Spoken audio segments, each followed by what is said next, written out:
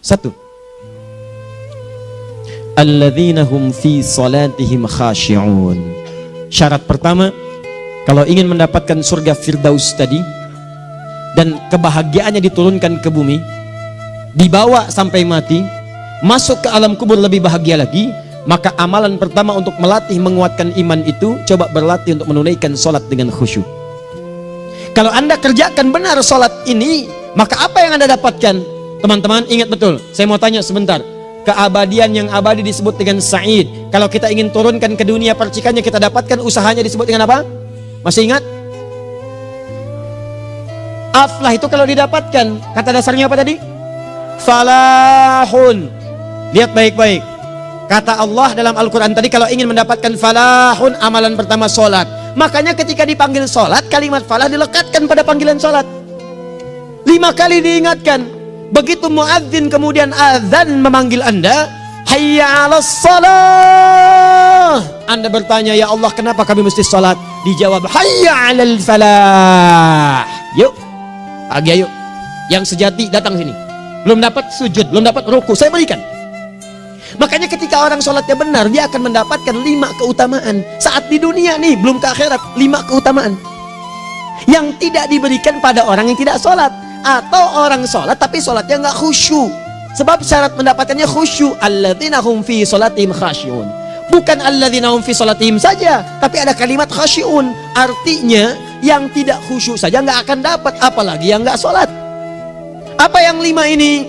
Lihat baik-baik. 1, orang yang sholatnya benar, pertama kali sebelum mendapatkan kebahagiaan hakiki dari Allah Subhanahu wa Ta'ala, akan dirubah dulu perilaku hidupnya menjadi perilaku yang lebih baik. Kalau orang itu sholatnya benar, maka sholat itu akan melatih dia untuk berubah, bertransformasi jadi orang baik. Itu ada di Quran surah ke-29 ayat ke-45. Innas sholata tanha 'anil fahsya'i wal munkar. Sumber keburukan cuma 2, kalau bukan fahsya itu munkar. Maaf, pornografi, porno aksi, LGBT, kata-kata jorok, kotor itu fahsya. Di orang sholat kata Allah, mustahil berkata-kata kotor. Orang sholat tidak akan pernah mencela. Orang sholat tidak punya kata-kata jorok. Jadi kalau ada sekarang orang yang sholat senang mencela orang lain, itu berarti ada masalah dalam sholatnya. Dan dia belum dijamin sebagai ahli surga terbaik.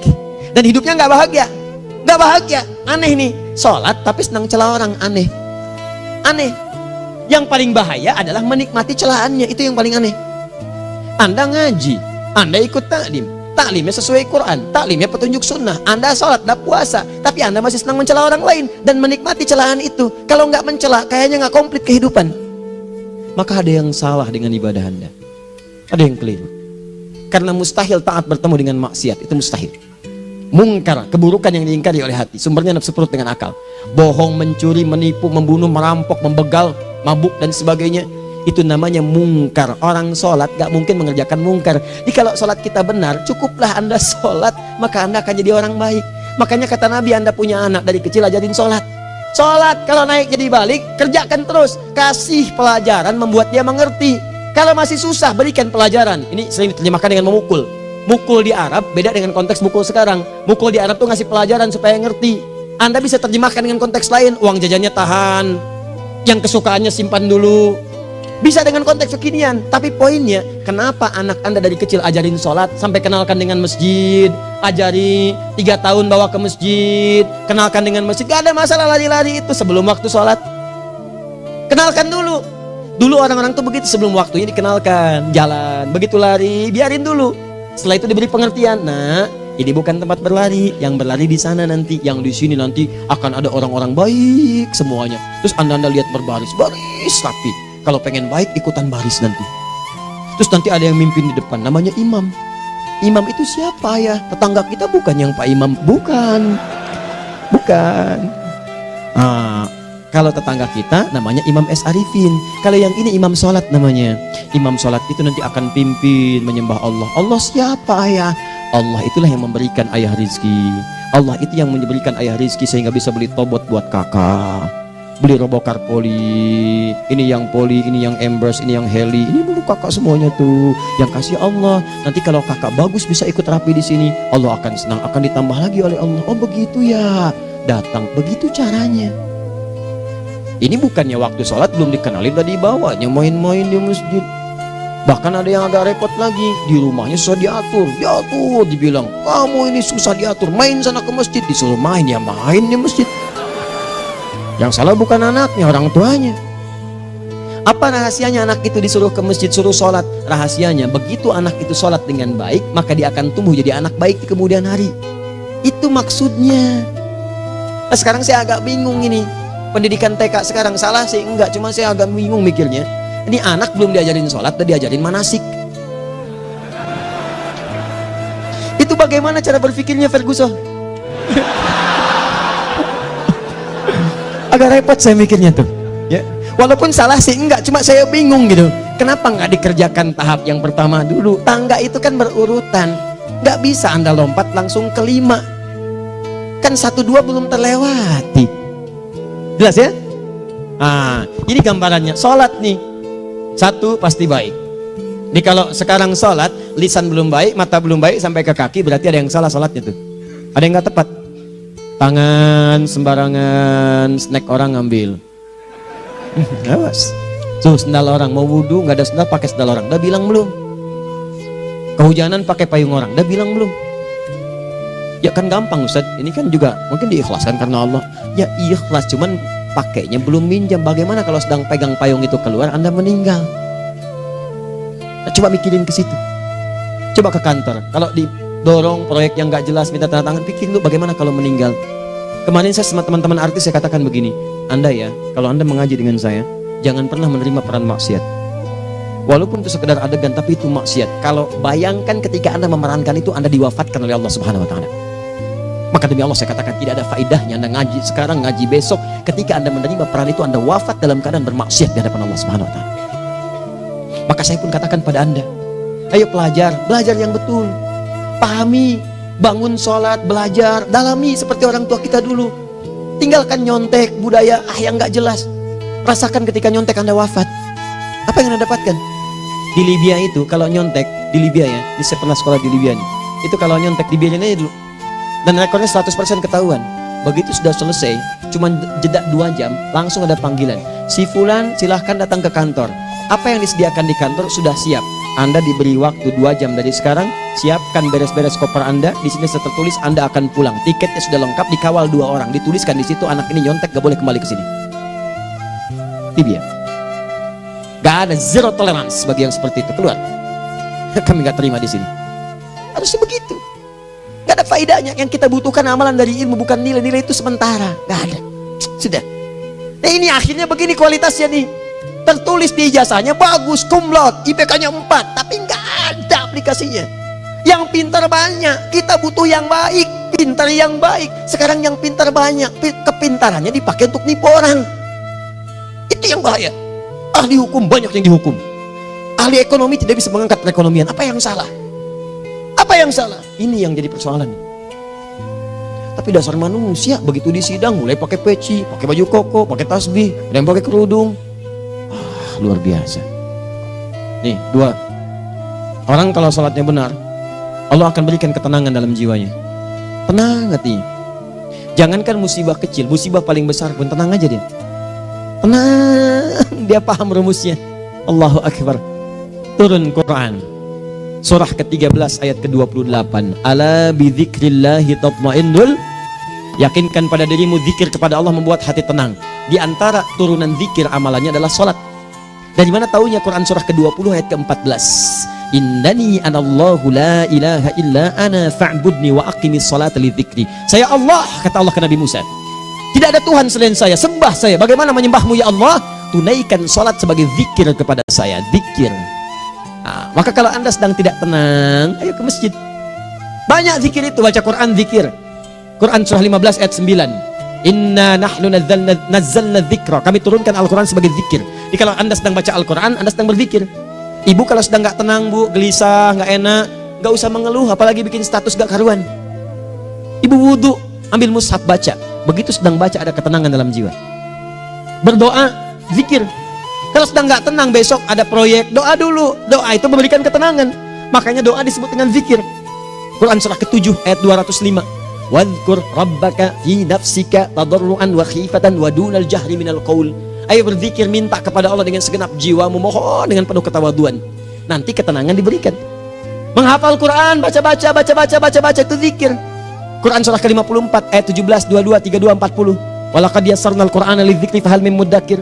Menyebut nama Allah, Al-Asmaul Husna itu zikir. Sedang ada persoalan, ya Allah, ya Allah, ya Allah, ya Rahman, ya Rahim, ya Malik, ya Qudus, ya Allah, ya Allah, ya Allah, ya Allah. Zikir. Dalilnya Quran surah kedua ayat 152. Fadhkuruni azkurkum. Sebut namaku, zikir. Apapun akan mengingatmu. Gimana menyebutnya? Ditafsir di Quran surah 17. Ayat keberapa? 110. Qulidullah awid rahman ayyamma tad'u falahul asmaul husna. Sebut nama Allah. Itu menenteramkan pada jiwa. Sedangkan sholat gabungan dari semua zikir tadi. Bukankah dalam sholat Anda baca Al-Quran? Bukankah dalam sholat Anda menghafal Al-Quran? Bukankah dalam sholat Anda berdoa? Bukankah dalam sholat Anda istighfar? Anda mohon digabungkan semua itu. Amalan sholat menggabungkan semua jenis zikir. Masa Anda nggak tenang juga?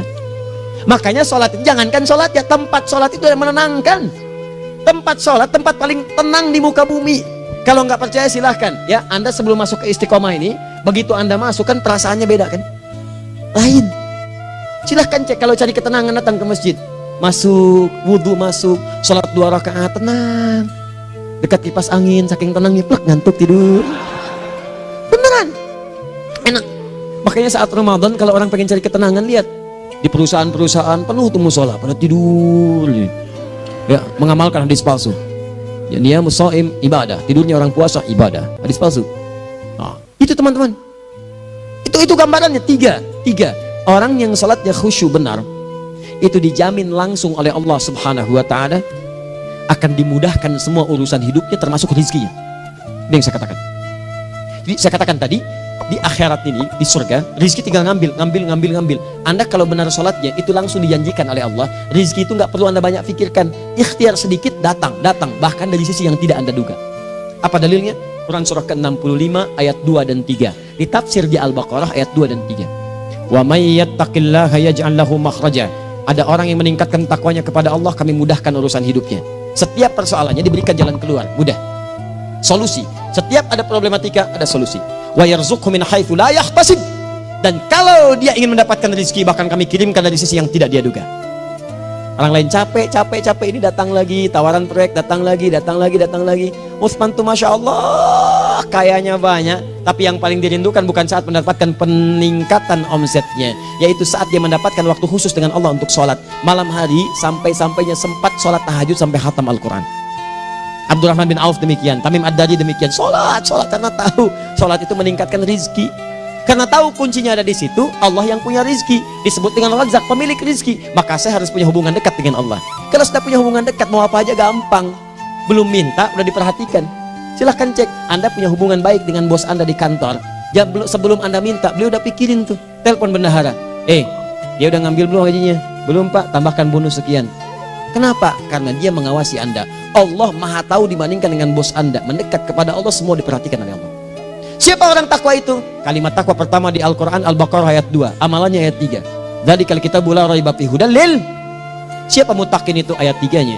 Alladzina yu'minuna bil ghaib wa yuqimunas shalah.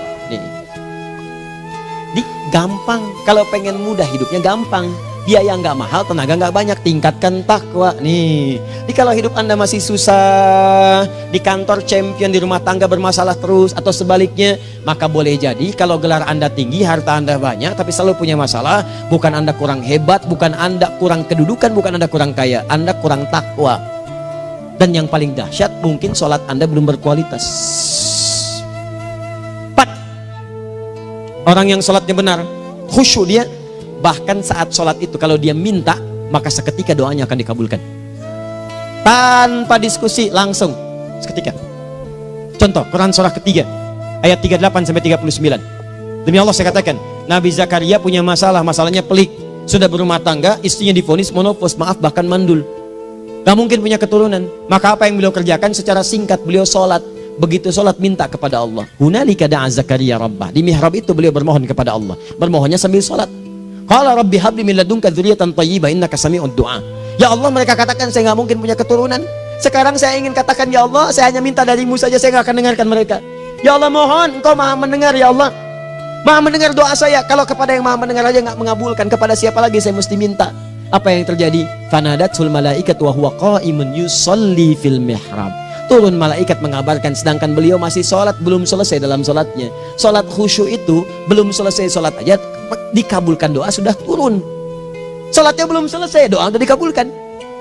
Annallaha yubashshiruka bi Yahya, Allah kasih kabar gembira, doa kamu didengar, dikabulkan, kamu akan punya anak, namanya langsung dari Allah Yahya, artinya hidup yang mustahil menurut manusia. Lahir seorang dari rahim perempuan yang menepus dan mandul, bayi yang hidup, kata Allah nggak ada yang mustahil bagiku, jadi dan jadi dia.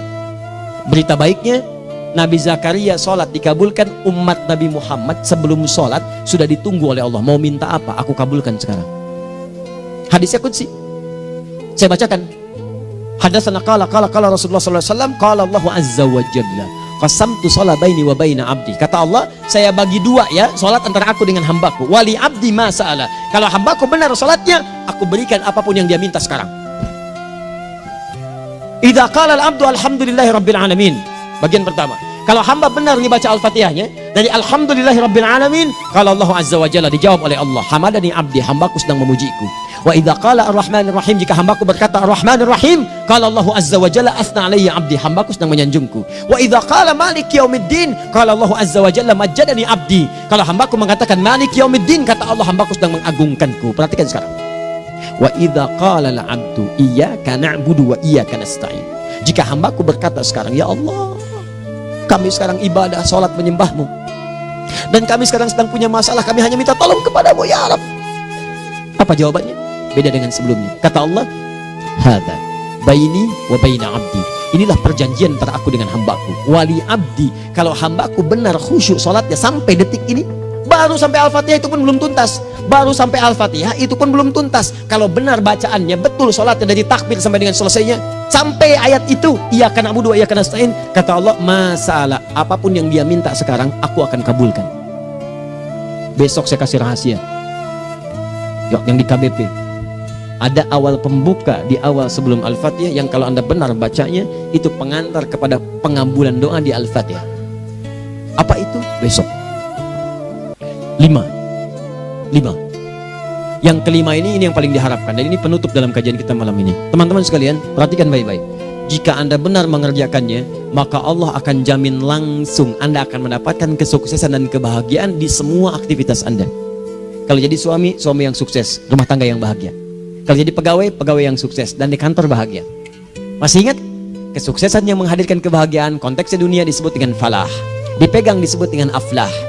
Dikembalikan lagi ke atas, ke surah ke-23 ayat 1 dan 2. Qad aflahal mu'minun. Apa amalannya? Alladzina hum fi salatihim khashi'un. Persoalannya, kalau anda salat belum mendapatkan satu di antara 5 ini, apa masalahnya? Pertama masalahnya, kata Al-Quran, boleh jadi yang salat itu belum khusyuk. Apa itu khusyuk? 2 maknanya, dan saya tutup di sini. Apa yang 2 itu? 1, kebanyakan orang salat masih membawa dunia dalam salatnya. Makanya kalau pengen khusyuk, kata Allah, maka anda rasakan akan bertemu Allah. Rumusnya Quran surah kedua ayat 45 sampai 46. Rasakan secara singkat, mungkin itu sholat terakhir yang anda akan kerjakan dalam kehidupan. Mungkin di sholat itu anda wafat. Kata Allah, alladzina yadhunnuna annahum mulaqu rabbihim. Orang khusyuk itu sudah kelihatan dari sebelum sholat, dia sudah merasa persiapan menghadap Allah. Persiapan ke manusia aja, dia sudah siap-siap, mandi dulu, ganti pakaian, pakai parfum, macam-macam dan sebagainya, hanya memenuhi undangan manusia. Allah mengundang anda 5 kali dalam sehari. Ya maaf, mengabulkan doa anda, mencukupkan kebutuhan, menyembuhkan kalau sakit, disiapkan anda. Harusnya apa? Penampilan sempurna. Kata Quran, orang khusyuk itu kelihatan sebelum sholat, pakaiannya kelihatan. Quran surah 7 ayat 31, ya bani Adam khudhu zinatakum inda kulli masjid. Hai anak cucu Adam, kalau tiba panggilan dari masjid, kenakan pakaian terbaikmu. Di anak cucu Adam tuh kelihatan. Kalau orang khusyuk, begitu adzan kelihatan pakaiannya lain, pakaiannya indah. Khudhu zinatakum, kenakan pakaian terbaikmu. Dipakai, bertemu Allah, bertemu manusia aja pakaian bagus-bagus. Ini aneh ya, ada orang salah ibadah aja, orang salah ibadah pakaiannya bagus-bagus. Lihat nih hari-hari tertentu, besok tuh orang mau ke tempat masing-masing tuh, ada yang pakai jas, pakai dasi, pakai batik, pakai kebaya, anaknya dibawa, dikuncir 2, bawa manisan macam-macam. Mau salah ibadah aja tampilan bagus. Masa antum yang benar ibadahnya nggak bagus? Bedakan pakaian futsal, pakaian sholat ganti dengan yang sholat. Ini gimana pakaian sholat pakai pakaian futsal? Depannya gambar Messi, belakang Ronaldo. Repot. Malaikatnya juga bilang, kamu salah baju, harusnya Luka Modric.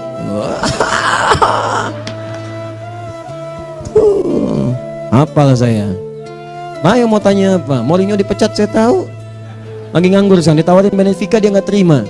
Sekarang jadi dia komentator di Bein Sport. Nanti sebentar lagi dia akan komentari laga Saudi dengan Qatar dan komentari laga Arsenal dengan Inter.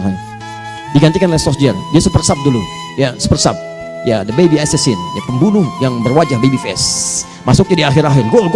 Sekarang melatih dia 5 kali kemenangan, belum kalah sama sekali. Saya hafal itu. Tapi masih di urutan ke-6. Tapi jaraknya ke yang ke-4 itu tinggal 3 poin lagi. Hafal saya. Liverpool tahu cuma 4 poin sekarang bedanya. Kemarin 7 kalah 2-1 sama Manchester City. Walaupun banyak analisis yang menyebutkan mungkin itu diberikan saja gitu kan. Karena ada yang lain-lain. Hafal kedua Manchester City. Hafal saya. Ayo mau tanya apa lagi? Tottenham Hotspur ke bawahnya. Ada Chelsea, ada Arsenal, baru kemudian Manchester United. Liga Italia, wah udah gak kekejar Juventus. Ya, apa lagi? Dan seterusnya lah. Gak ada ujungnya bahas yang begituan. Jelas ya? Maksud saya, Anda tanya itu saya jawab. Tapi tidak menghilangkan ibadah kita yang lain. Dan apa ruginya? Ya tahajud lah. Apa yang bisa dikerjakan besok, lihat besok. Ya kan tahajud kan bisa besok. Ada orang tahajud jam 10 pagi? Gak ada. Lebih baik Anda kerjakan malam tahajud. Yang tidak bisa dilihat malam, bisa dilihat besok. Cara berpikirnya bagaimana kalau besok meninggal? Gak kesampaian teman-teman sekalian. Gak kesampaian. Nah maka dari itu, Anda kalau mau ada panggilan sholat, siap-siap baju yang bagus. Terus sempurnakan. Anda panggilan orang mandi, panggilan Allah, buka Quran surah 5 ayat 6, sempurnakan wudhu. Ya ayyuhalladzina amanu idza qumtum ila shalah faghsilu wujuhakum, wudhu yang baik. Berpakaian yang rapi. Kenapa? Karena boleh jadi saat dipanggil Anda wafat saat itu. Maka wafat Anda dalam keadaan yang suci, dengan keadaan tobat, dengan pakaian terindah pada saat itu. Yang kedua, maaf, orang-orang kurang khusyuk itu saya tutup. Yang kedua itu karena kebanyakan orang sholat tidak paham, tidak mengerti apa yang dibaca dan dilakukan dalam sholatnya. Jujur pada diri sendiri, jawab pada diri Anda. Sampai sekarang Anda sholat, berapa persen bacaan sholat yang Anda pahami? Jangan-jangan selama ini Anda sholat ribuan kali sujud, ribuan kali ruku, gak ada yang paham yang dibaca. Sekian persen yang paham. Bagaimana sholat Anda bisa khusyuk? Pekerjaan Anda dipahami, urusan akhirat Anda gak dipahami. Di mana cara berpikirnya? Aku yang bagaimana atau engkau yang harus bagaimana? Ya, coba berubah. Nah ini baru satu amalan, belum yang lainnya. Ada 5 amalan lagi yang kalau kita bisa turunkan itu, selain sholat yang khusyuk, maka jaminan tadi akan datang. Baru sholat khusyuk aja 5 datang, apalagi ditambah dengan 5 amalan lainnya lagi. Demi Allah saya katakan, dunia kecil sekali, gak ada nilainya. Akhirat aja enak, nikmat. Saya ketemu Ustaz Arifin beberapa waktu lalu, dan kita doakan semoga Allah berikan kesembuhan, kesehatan. Saya datang, biasa kita adabin berdoa, duduk. Bang istirahat, bang butuh istirahat, umat udah nunggu. Dah gak usah mikir yang lain, karena beliau cerita masjid, cerita zikro, cerita mana. Ya, insya Allah nitipin ini, nitipin itu dan seterusnya. Dan yang paling indah adalah, bang kita saling panggil weekend. Nikmat, gak ada yang senikmat ini. Zikir, Allah, doa. Nah bayangkan sakit tapi masih nikmat gitu. Nikmat. Iya bang, saya paham. Istirahat dulu.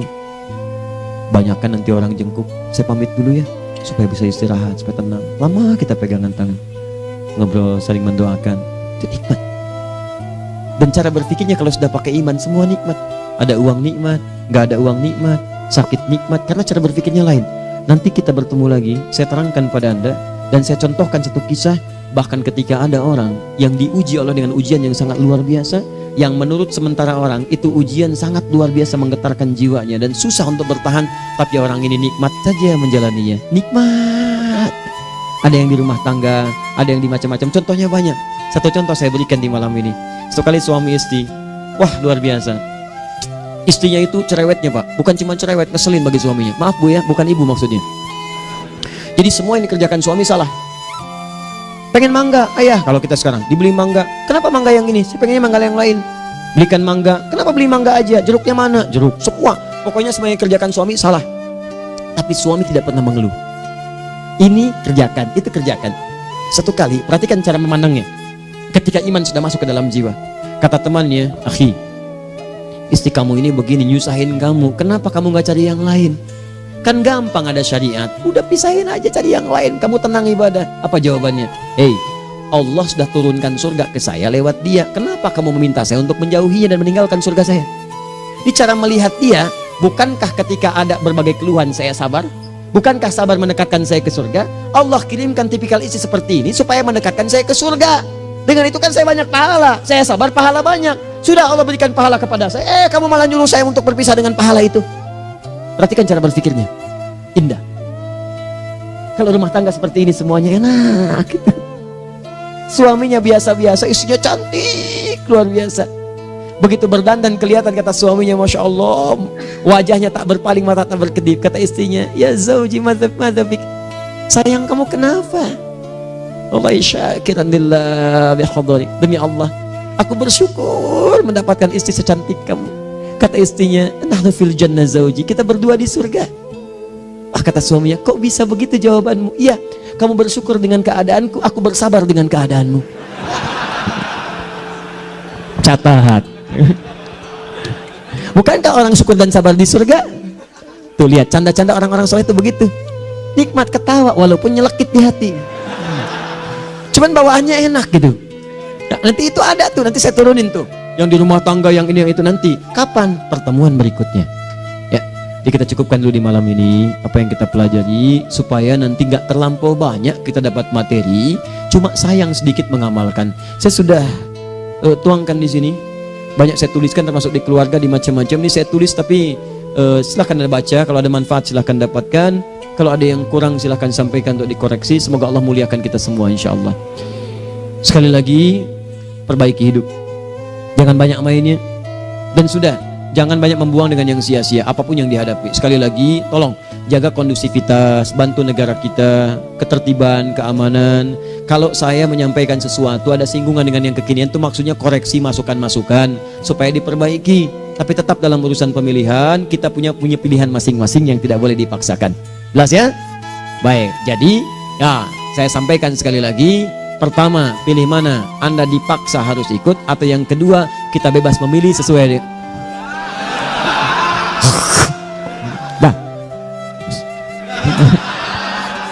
Sudah ya. Jadi kita akhiri, subhanakallahumma bihamdika asyhadu an la ilaha illa anta astaghfiruka wa atubu ilaik. Wa akhiru da'wan alhamdulillahirabbil alamin. Berjumpa besok sesi terakhir fikih ikhtilaf di Masjid Ar-Rahman Kota Baru Parahyangan. Assalamualaikum warahmatullahi wabarakatuh.